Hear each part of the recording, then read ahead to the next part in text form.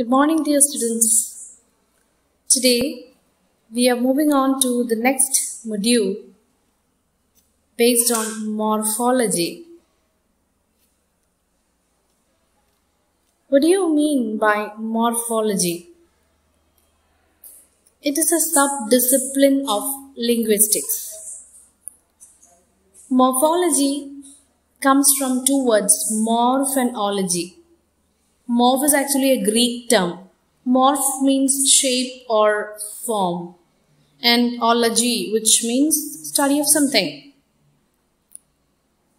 The morphology is that branch of linguistics which deals with the study of the internal structure of words. They investigate the form of words. How are words formed? What is the internal structure of a word? വാക്കിന്റെ ഘടനയെ പഠിക്കുന്ന ശാഖയാണ് morphology. The German linguist August Fleischer used the word morphology for the first time, referring to that subdiscipline of linguistics which learned the structure of words.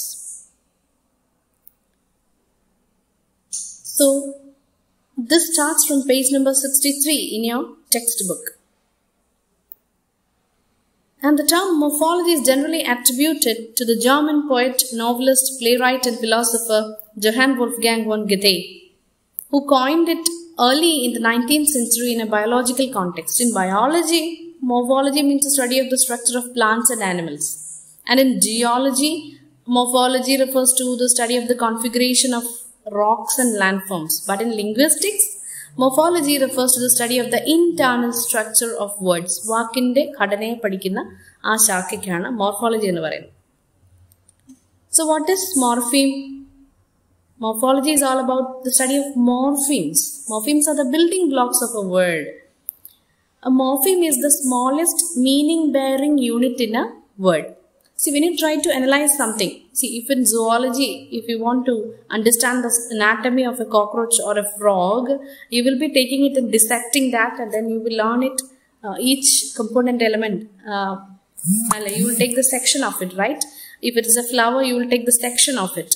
If it's a cockroach, you will go for a dissection, right? You will deeply investigate, probe the internal structure, the anatomy. Similarly, if you analyze a word closely, then you will have to divide or split the word into the maximum smallest meaningful units. And the smallest meaning-bearing unit is called a morpheme. And that's why we call morphemes as the building blocks of a word. Okay? And then see, through examples we can understand it better. Take the word singing. Here we have two parts. If you split the word, you get sing and ing. So, the word is formed by the combination of two morphemes. One sing, one morpheme is sing and the other morpheme is ing. Right? Singing. I can take another word, balls. Ball and s. You split it and you get ball and added s. So, ball is a morpheme and that single sound, that single s, it constitutes a morpheme because adu plural ആക്കി മാറ്റുകയാണ്. ആ വാക്കിനെ plurality കൊടുക്കുന്ന ഒരു സാധനമായതുകൊണ്ടാണ് അതിനൊരു മോർഫീമാണ്, അതിന് അർത്ഥമുണ്ട് അല്ലേ. ആ സിംഗിൾ മോർഫീം എസ് നമ്മൾ ആഡ് ചെയ്തപ്പോൾ പന്തുകൾ എന്നുള്ള അർത്ഥമായി അല്ലേ.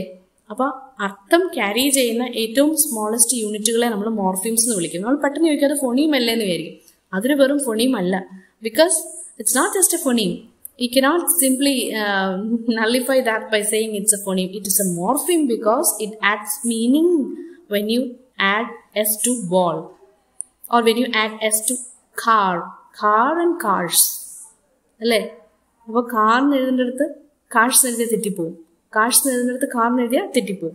So this is a serious thing. So s there functions as a morpheme. That means it is carrying meaning. It is carrying serious information. And then it is thus changing the sense of a given word if you add that. So it is a morpheme. It's a meaning bearing unit. It's an information carrying unit. So അങ്ങനെ കുറേ examples ഇവിടെ കൊടുത്തിട്ടുണ്ട്. Discomfort. അവിടെ രണ്ട് morphemes ഉണ്ട്. Dis ഉണ്ട്, comfort ഉണ്ട്. So this is what you should know basically about morphology and morphemes. Then take the term morph. What do you mean by morph?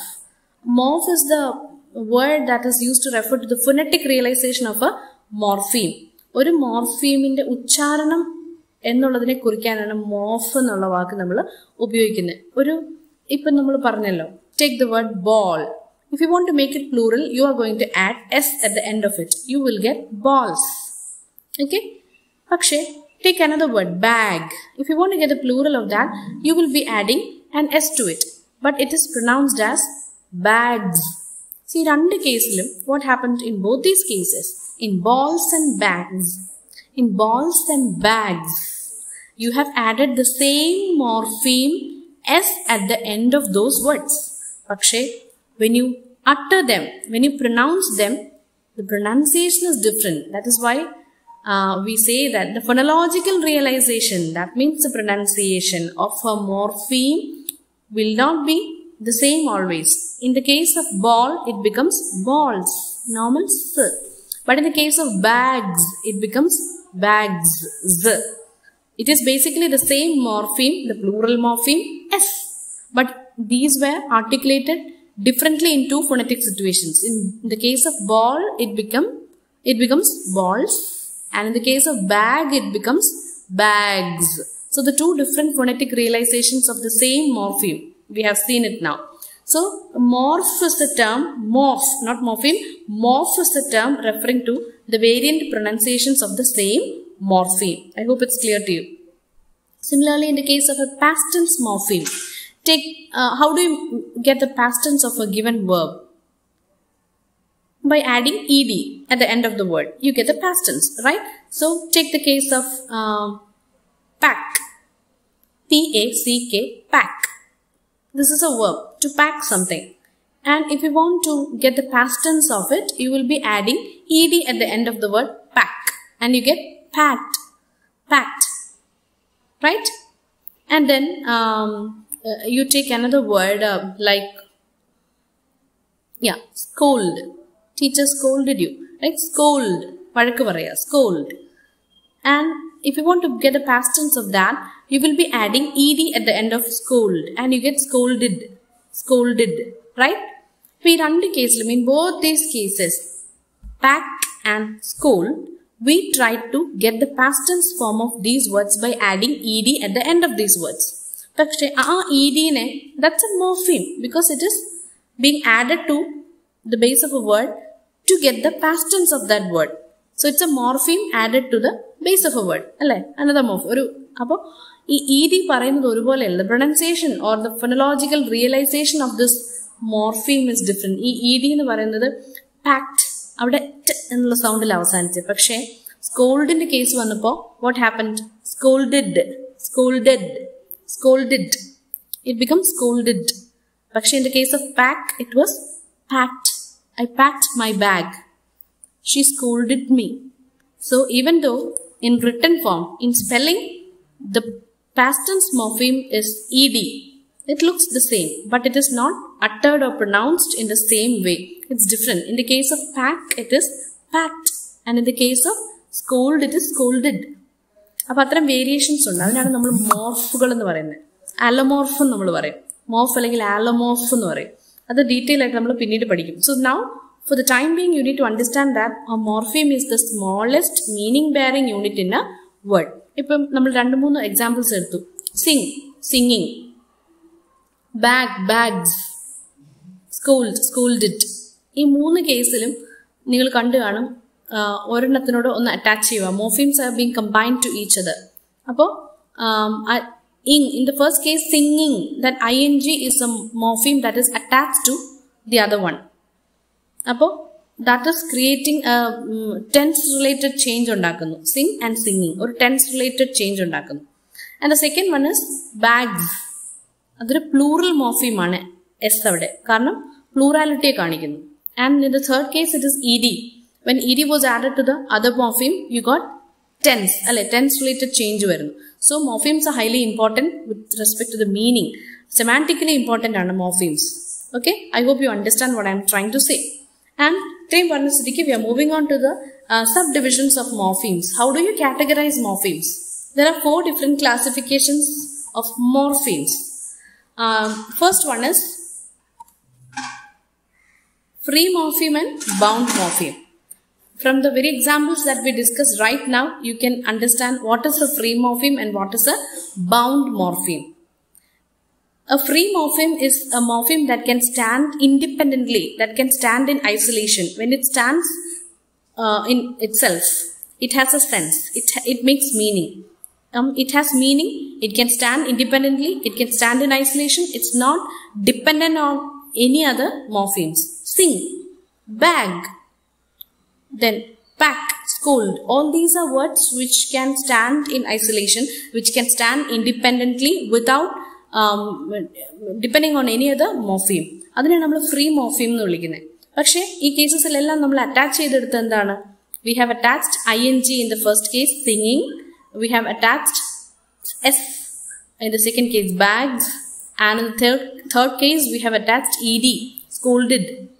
Appo, whatever you attached to those free morphemes, they are called bound morphemes because they cannot exist in isolation.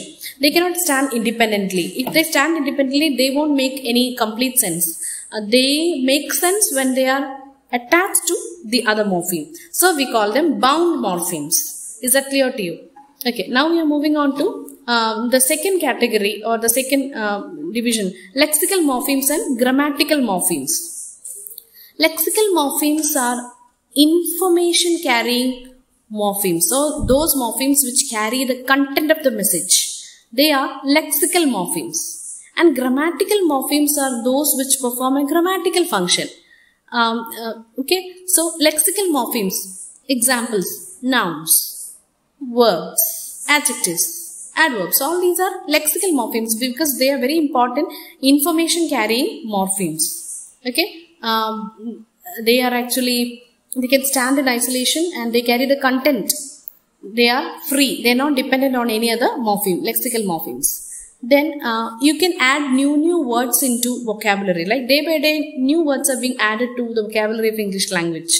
So words which are free, words which can stand independently, words which are not dependent on any other thing, words which are content carrying or information carrying words. അത്തരം വാക്കുകൾ പുതുതായി എപ്പോഴും ലാംഗ്വേജിലേക്ക് വന്നുകൊണ്ടേയിരിക്കുകയാണ്. So ഈ category എന്ന് പറഞ്ഞാൽ open ended ആണ്. So this is an open class of words. This is an open class of morphemes. Lexical morphemes, they are said to be an open class of morphemes because day by day new morphemes are invented and incorporated into English language. So lexical morphemes, they form a category which is an open class. And the other category is grammatical morphemes. This includes morphemes which purely have a grammatic function. If they stand in isolation, they do not make any sense. Articles, prepositions, conjunctions, അങ്ങനെയുള്ളതൊക്കെ grammatical morphemes ആണ്. അത് നമുക്ക് പുതിയതായിട്ട് invent ചെയ്യാൻ പറ്റില്ല. English പണ്ടേ ഉള്ള കുറച്ച് ആർട്ടിക്കിൾസും എന്താ പറയുക, കുറച്ച് ഗ്രാമാറ്റിക് കാറ്റഗറി വേർഡ്സ് ഉണ്ടല്ലോ. അപ്പോൾ അതെല്ലാം ആർട്ടിക്കിൾസും പ്രപ്പോസിഷൻസും കൺജക്ഷൻസും ഒന്നും നമുക്കിനി അത്തരം ഒരു പുതിയ സാധനങ്ങൾ ഇൻവെന്റ് ചെയ്ത് നമ്മൾ എടുക്കാറില്ല. അപ്പോൾ ഉള്ളത് വെച്ച് നമ്മൾ യൂസ് ചെയ്യുവാണ്. അപ്പോൾ അതിനെ നമ്മളൊരു ക്ലോസ് കാറ്റഗറി ഓഫ് മോർഫീംസ് എന്നാണ് പറയുന്നത്. പക്ഷേ മറ്റേ കേസ് അങ്ങനെയല്ല. പുതിയ അർത്ഥങ്ങളുള്ള പുതിയ വാക്കുകൾ ദിനം പ്രതി ലാംഗ്വേജിലോട്ട് വന്നുകൊണ്ടിരിക്കുക. That is why we say that it is a closed class of words. And the other one is I made a mistake. Lexical morphemes are information carrying morphemes. Very important. They can stand in isolation. They are an open class of words. പുതിയ lexical morphemes വന്നുകൊണ്ടേയിരിക്കും. പക്ഷെ grammatical morphemes are different. They have a pure grammatical function and it is a closed class of morphemes. Okay. Here in page number 65 in your textbook, they have clearly given what is lexical morpheme and what is grammatical morpheme.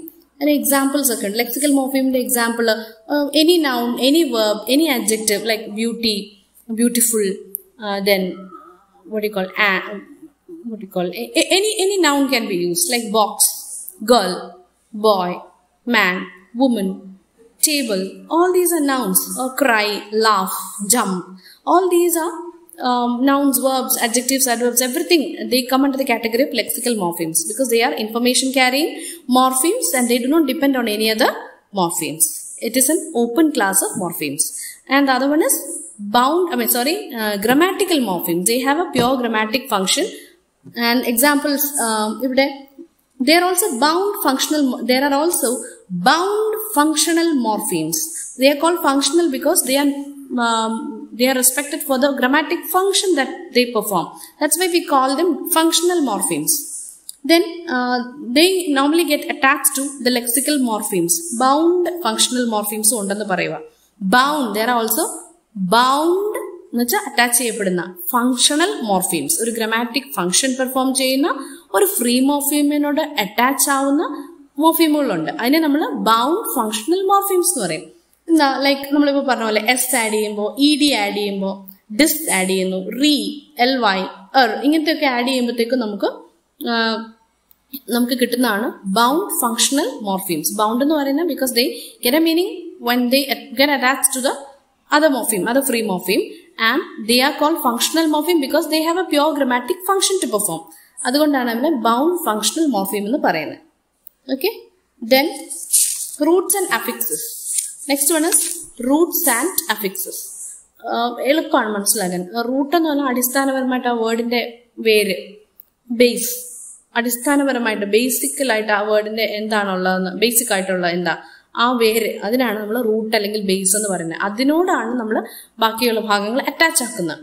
Okay, so if you study the etymology of a word, you go for the root of it, അല്ലെ, you go for the root of the word. This also known as the base of a word and you attach some other morphemes to it. So take the word helplessness. In the word helplessness, help is the root and less than ness, they are being attached to the root. Okay, I hope it's clear to you. So whatever is being attached, the small parts which you attach to the root word or the base is called the root node or base node attach ചെയ്യുന്ന എന്താണ്, whatever small parts which you attach to the root or base is called affix. That's a general term. എന്തൊക്കെയാണോ നമ്മൾ കൂട്ടിച്ചേർക്കുന്നത് അതിനെല്ലാം നമ്മൾ affix എന്നാ പറയുന്നത്. Later on, we have the subcategories like prefix, suffix, infix, circumfix, etc. We will learn them in detail in another session.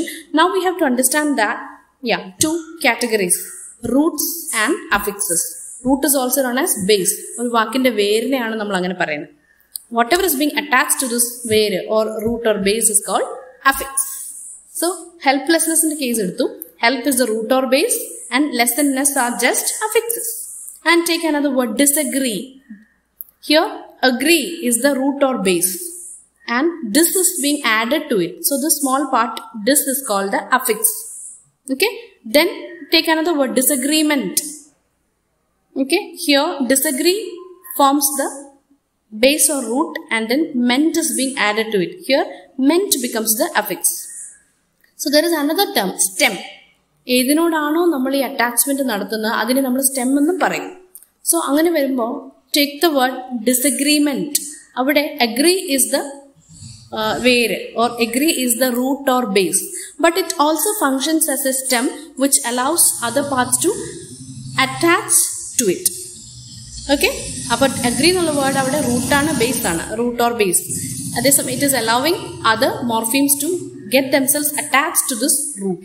Therefore we also say that agree is a stem. Agree can perform the function of a stem as well. Okay, so these are three important words, root, base, affix and stem. Wherever there is affixation, then that particular root which allows affixation is called the stem, also known as stem. So I hope this is clear to you. Today we started learning morphology. We learned the definition of morphology. We learned who coined it first. It was Goethe, and its meaning in biology, its meaning in geology, and then who used morphology in connection with linguistics first. It was the German linguist August Schleicher. Then what do you mean by morphology? It's the study of the internal structure of words. What is a morpheme? Then you learn the different phonetic realizations of the same morpheme. We call them as morph or allomorph. Then we learn plural morpheme, past tense morpheme. Then those morphemes which bring about changes in tense.